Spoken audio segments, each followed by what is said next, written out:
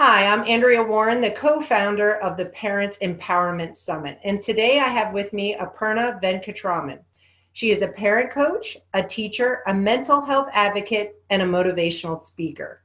With her approachable nature, strong intuition, and problem-solving skills, she guides parents and children of all ages to empower themselves and build healthy relationships with one another through effective communication, confidence building, and lighthearted mindfulness. Aparna, thank you for being with me today. Thank you so much. I'm really excited to be here. Well, I'm excited too. And to be honest with you, I this has been the conversation I've been waiting to have, and I'm being completely honest because this is a topic so many children today and parents are dealing with, and that is bullying.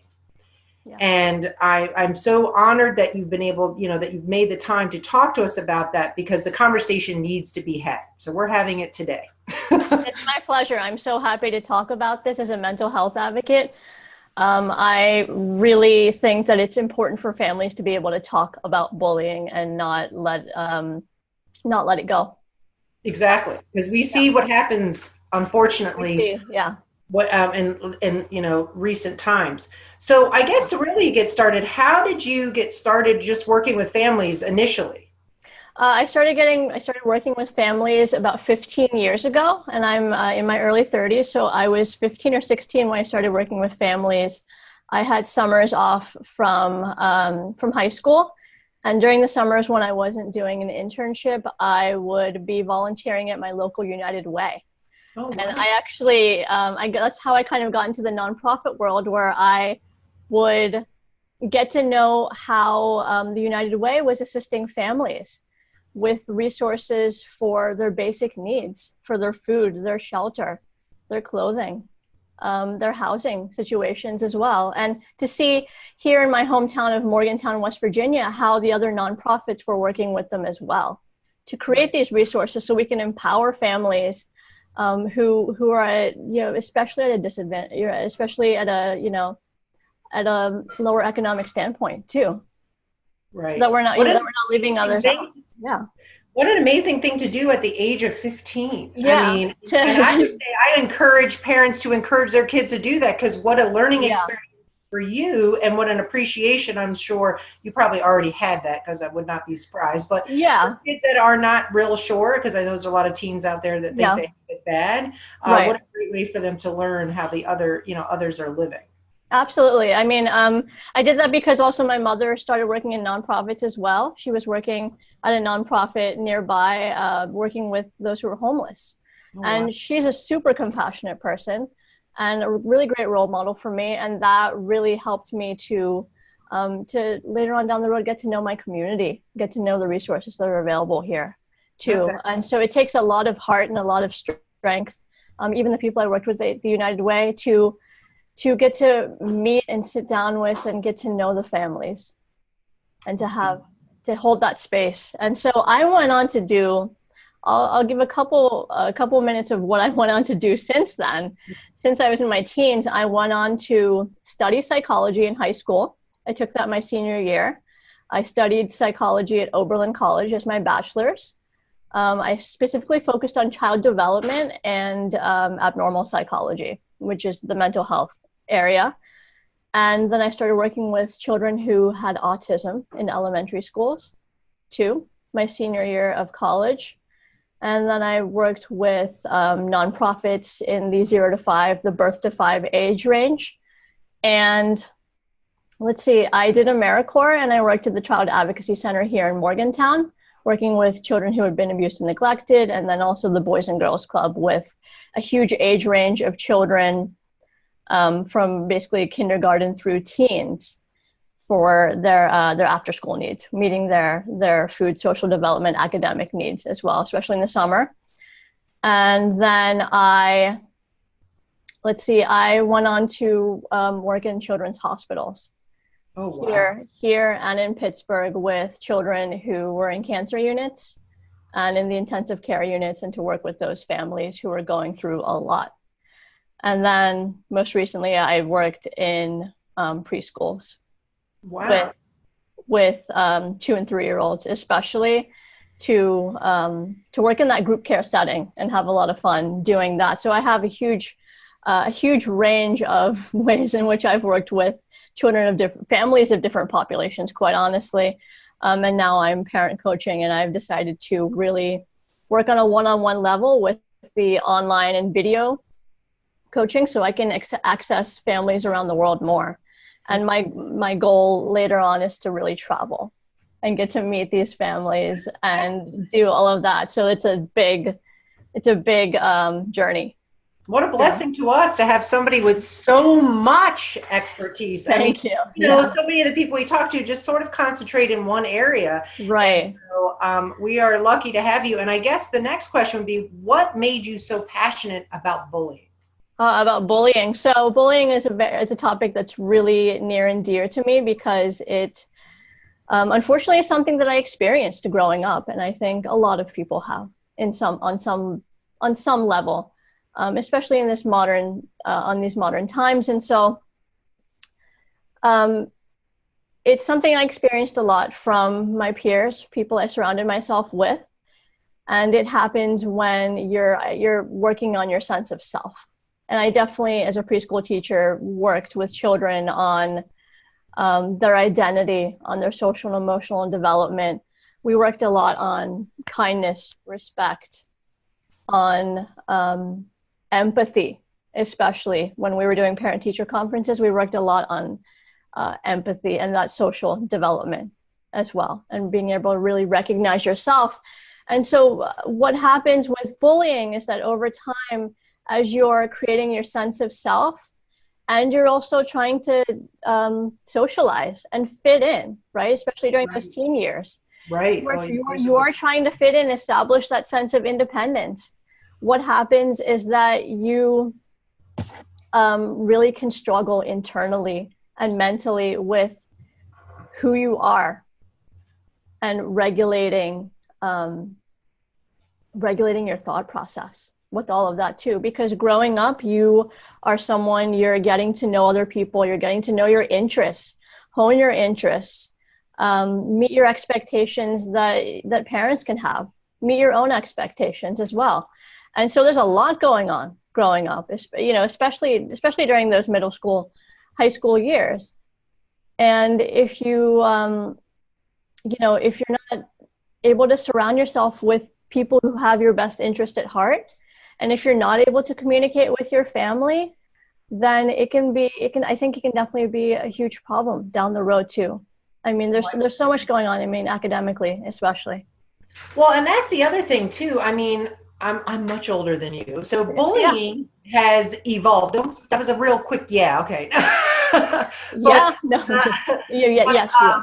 But bullying has really evolved, where it's, you know, when it was back in my day, with the horse and buggy, we could leave school and bullying would leave, but now it's relentless. I mean, you've got social media, it's these kids don't get a break. And how can you help families sort of, have that conversation with their kids about when this happens and how to kind of work through a process with child and parent? I mean, when you have them with you and you guys start talking about the child who's, getting blasted on Facebook or Snapchat or Instagram, whatever the social media outlet is, what are some things that you could recommend? I would definitely recommend to really sit there and really sit down at the child's level, no matter what their age. Because I mean, children as young as 2 can definitely sit down with you. Sit down at their level, listen to their needs, really be specific and figure out what exactly is going on, because so much of why bullying keeps occurring is because I think children are afraid to talk about it. They're afraid of the repercussions that happens with all of that too. And some children are afraid to be like, hey, someone doesn't like me and I don't know what to do. I don't even know how to process that. So really sit down, really, go through the phone and work your way up to doing that. I know that children, especially even as adults, we're really protective of our phones, our social media, what's going on, and that's totally valid, right? That's that's our personal privacy. But if a child is being bullied through social media, it's really important for the child to know that, hey, they can report it. They can talk about it with their parents, and that they don't need to become a victim to it, right? Because Right. it is really easy. I see this a lot on especially Twitter and Facebook, how with the news going on, with memes, all sorts of things happening, it's really easy to put each other down, unfortunately, and to Right. react negatively. So I would say for parents to really sit down with your child, establish that level of trust and respect, really get to the problem of what's going on, use a calmer tone of voice like I'm using. Whenever I'm working with families, I'm using this calmer tone of voice because it takes a lot of the stress and the pressure away from the anxiety and even the anger and the fear of what's going on.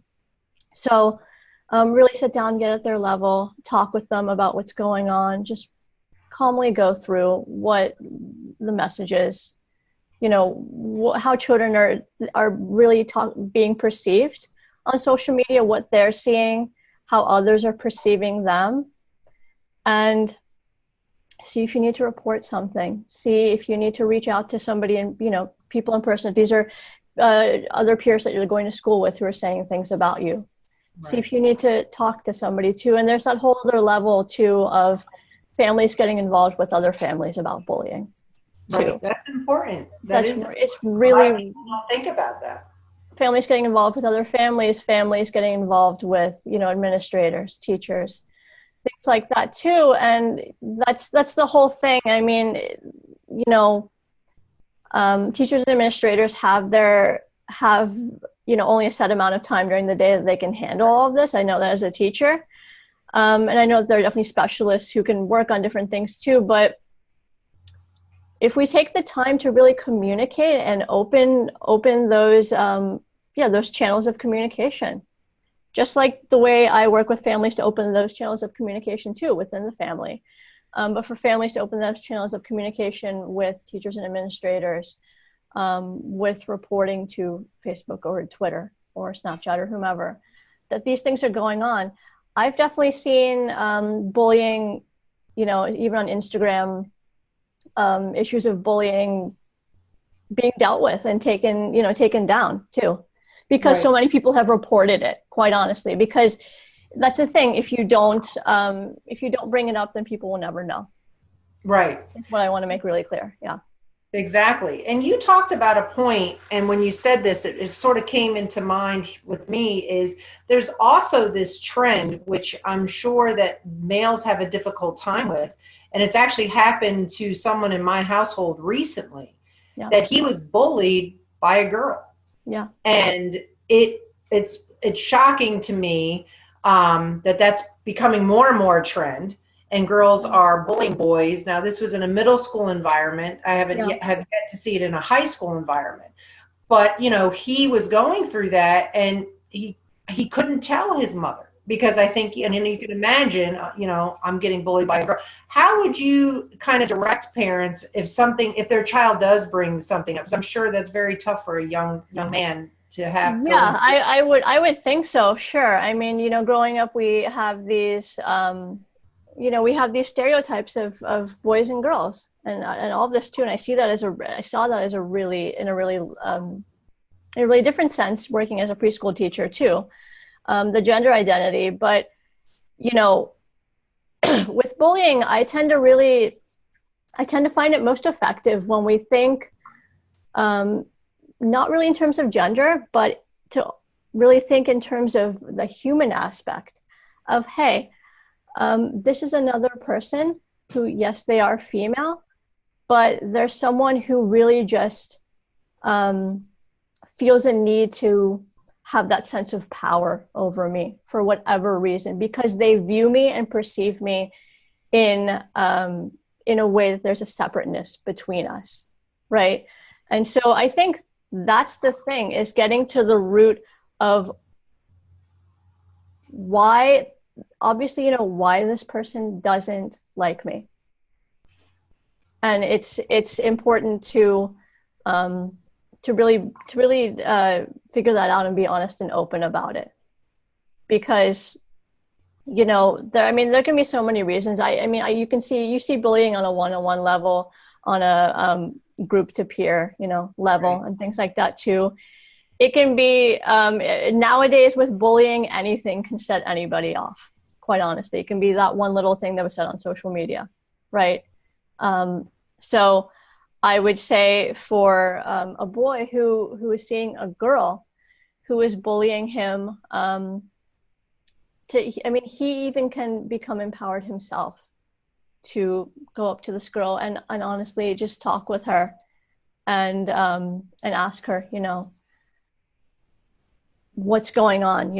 I just want to be your friend. I don't understand why this keeps happening and everything as well. And to really sit there and have some level of kindness. Obviously, obviously with having, family members, adults, teachers around when that's happening too.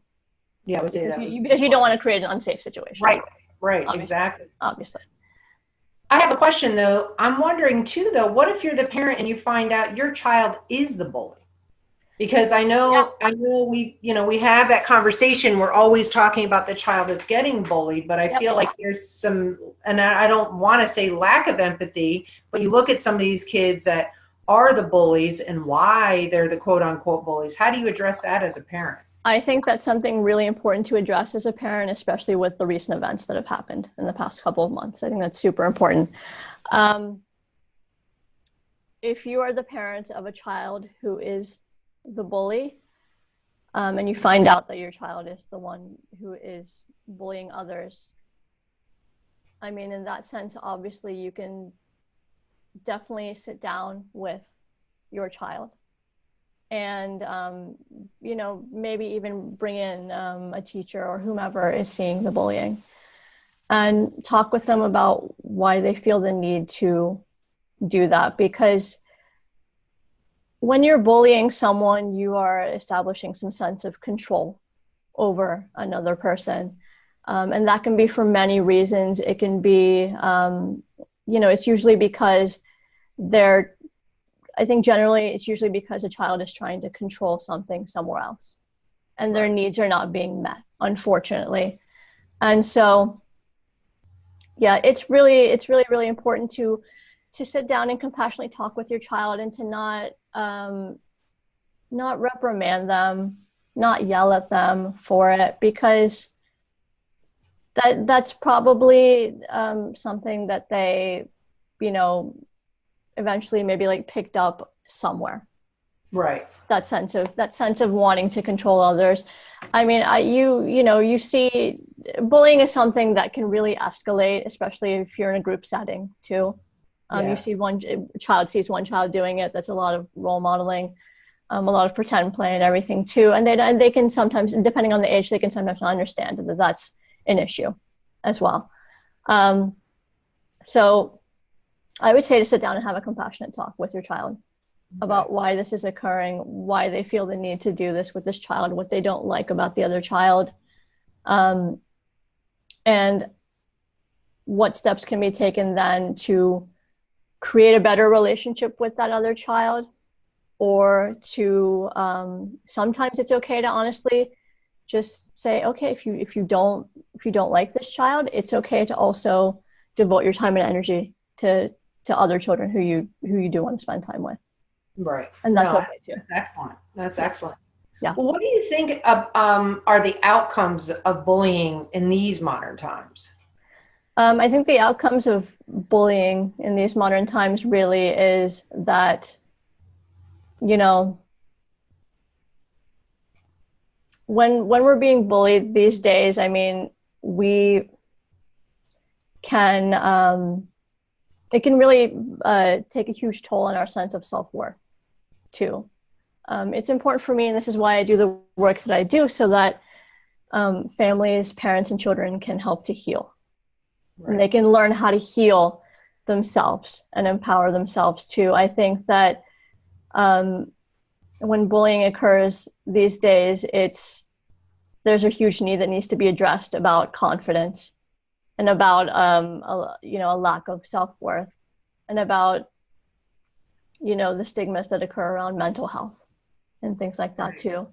And that as each individual has their own needs that need to be met and need to be honored. And it's important to we have so many resources these days in these modern times, even with technology. It's important to find those specialists, or those people who can also, or obviously those coaches too, who can work with families to address the issue at hand. Because one thing I really want to say is that so many times I've seen a lot of with wounds and things that happen early on during early childhood, they can really manifest later on down the road as physically with illnesses or with other generational wounds that just never get healed too. And so if something isn't addressed early on, it's okay to go back and to work on that healing. That's why we have therapists. That's why we have specialists. That's why we have healers in these days too. And so for me, I really work on helping families to heal and promote a positive mindset, promote a healthy relationship, promote effective communication and a sense of mindfulness, so that families have the ability to open up and take the space to be present for one another. Well, there's a lot of talk about that because epigenetics is definitely in the forefront right now. So we're realizing we need to heal sometimes generational wounds that our children are carrying along with them. So that's important for parents to hear that. And I think that is absolutely out there much more. Well, do you actually see some positive outcomes from bullying? I mean, have you seen that? Yeah, I mean, obviously some positive outcomes from bullying is a child regaining their sense of self-worth, right? And regaining those tools to have confidence and to recognize what healthy boundaries are with friends, with families, with themselves, and to know their own needs too, to know that this group of peers may not have my best interest at heart, but these other people do, and to learn that it's okay in this day and age, honestly, to be a kind, compassionate person, and that it's not a sign of weakness. Right. It's not a sign of weakness to be a kind, compassionate, nice person. Because I've studied spirituality. I teach meditation as well. And when we as human beings, when we are kind and loving and compassionate, it's a strength that we have, and it feels good, and it's loving, and relationships flow better, and our lives in our heads and what we see are more positive. And there's just, it's just life just changes. Life just changes. It shifts for the better. And that's what I hope, parents get out of this conversation that we're having, out of the work that I put out there in the world, and hope to put more of out there too, is that, being a loving person, opening up those channels of communication, working on yourself and your sense of self-worth, taking the time to do that, taking the time to breathe, that's super important to promote strength growing up. And I think parents forget about that, right? When you're referring to that, like, you want your child to have that, but as adults and parents, we sometimes forget that that's important for us, to allow us to, like you had said, we're role modeling, showing them this is how we need to be. And we need to kind of get back to center and do that as well, so that our kids Right. can us doing that every day. Right. And that's why I work on both the parent and the child level. It's super, super important, especially in the home. I think to address those needs as well too. Because after working in the school systems and in nonprofits and everything, I found that, hey, what if I really work on the actual family level, so that families are able to down the road have much better relationships, have healthier relationships.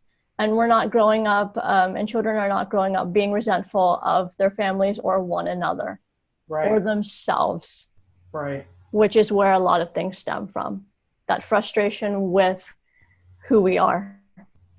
Well, can you share with me, you talk about you have some strategies for families that when they're working through bullying. Can you share some of your step-by-step strategies with us today? Yeah. So with working through bullying, when it's occurring, I would definitely, as I've said, sit down and talk about exactly what's going on. Don't force anything, and you can also talk with other administrative staff or peers or whomever is witnessing this bullying.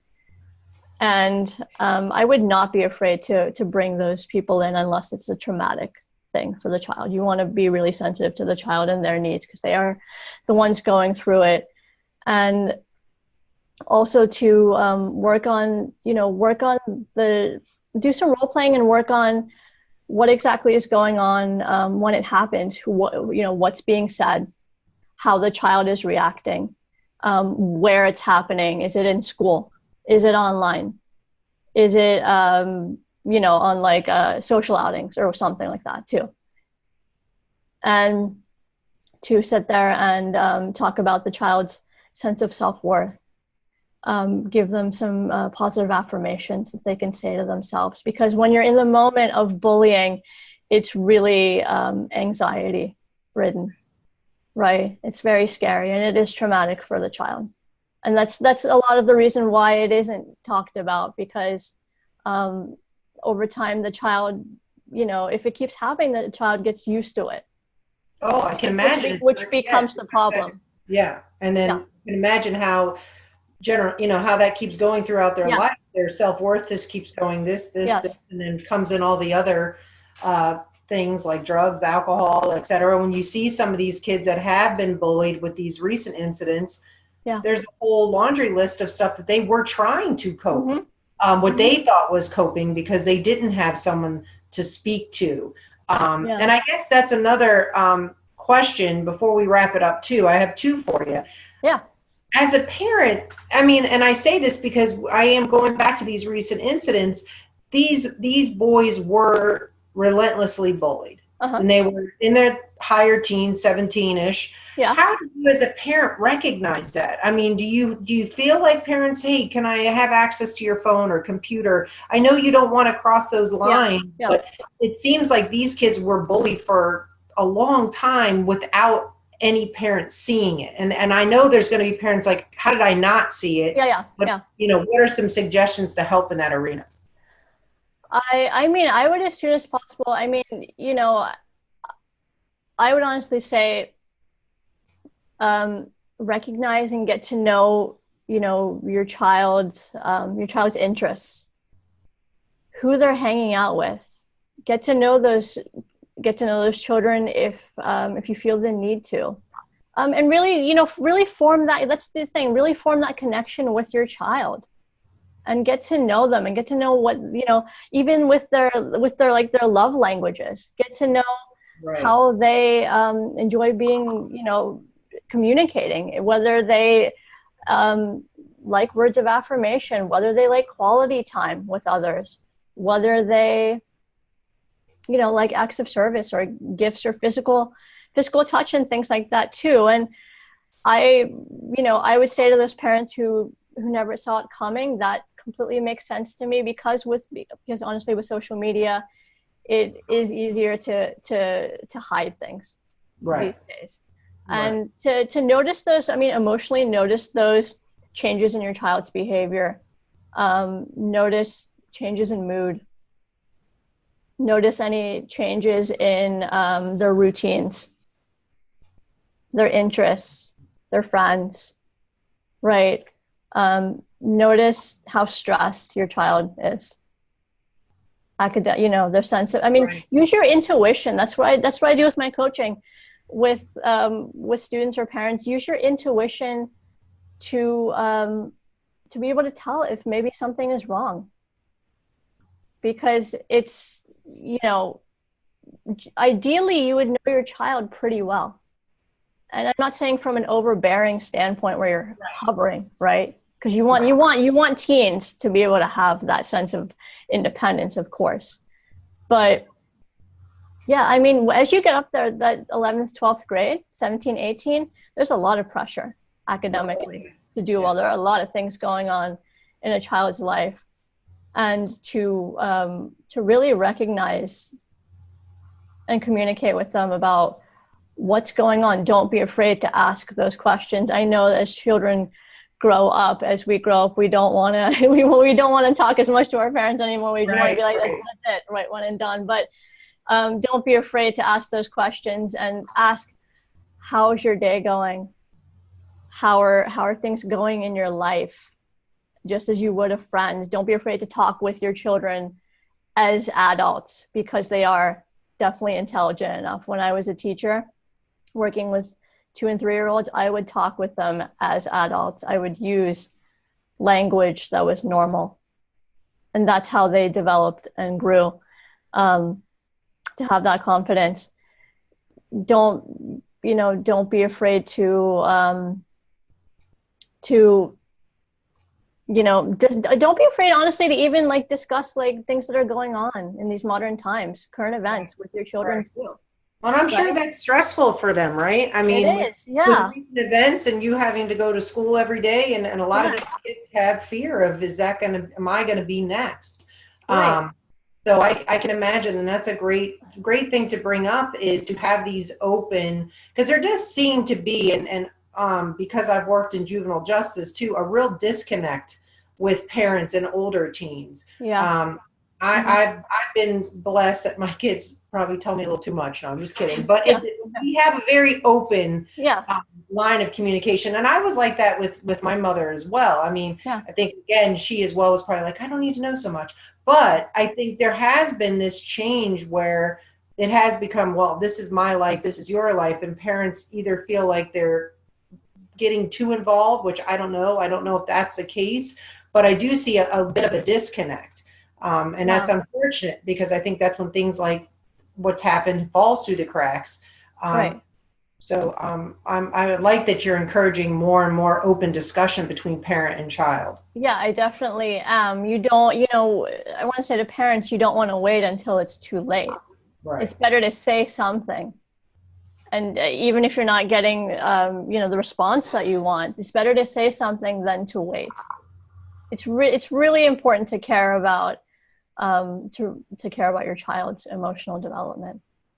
Yes, it is. And mental health. It's super important. And I don't say these things to put an added pressure onto parents, but I say it even as you care about a friend's emotional development too. That's a great way to look at it. Right. Because they are your children ideally are your friends in some sense too. Right. Well, as we close this up, and you've talked about that you work in mindfulness, and you have all these wonderful areas that you work in. Yeah. The biggest thing that I wanted parents to take away when we did this summit, because we have a ton of summits out there, but mine was, I wanted parents to hear our conversation today, and we did get a lot of tidbits that we could walk away with. But what could they start today? Some simple sort of one-off that, hey, this is if you're looking to make these changes, either if it's how to communicate with your kid or if your child's going through bullying, what would you say would be the one thing, hey, I would start here today? I would start with, if your child is going through bullying, I would start with really sitting down and working on the child's internal dialogue. That's super important to know. super, super important to know. I wish I could have a whole discussion about this, but super important to know how a child is talking to themselves in their heads when something like this is going on, because you definitely can work on changing a child, helping a child to change their own mindset and to shift that into something that is positive and empowering to them, so that they have the confidence to talk with their peers, to talk with teachers, caregivers, and you as well about what's going on in their lives. So I would definitely sit there and, as I said, go through what's going on when bullying is occurring. Give them some tips on positive affirmations that they can say to themselves, like, I am strong. I am beautiful. It doesn't matter what others think of me. Even things like, I'm okay. Yeah, I like that. I'm okay. To calm themselves down. It doesn't feel that way. Yes. But Yes. you saying it to them and teaching them to say it to themselves. Yes. That's beautiful. I love that. Yeah. That's a great way to turn that internal dialogue around. Absolutely. Absolutely. And working on that, working on those positive affirmations, I would say take a couple of minutes every day. Just honestly, as I worked on creating a mindfulness routine, taking 5-10 minutes every morning, and to self-regulate.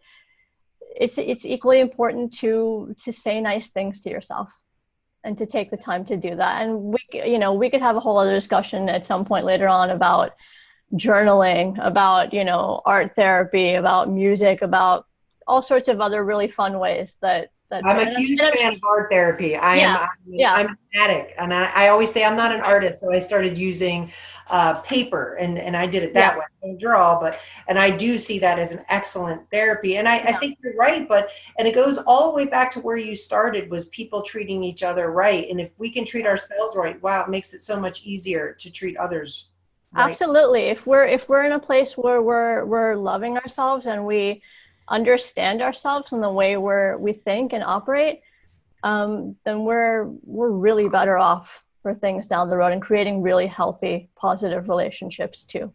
That's excellent. Yeah. Well, I really enjoyed our conversation today, and I know that parents are going to get a ton from this. And I know we're going to include a couple links to your coaching practice and some freebies that you've given us. And hopefully we'll have you back again when we do our teen summit in the fall.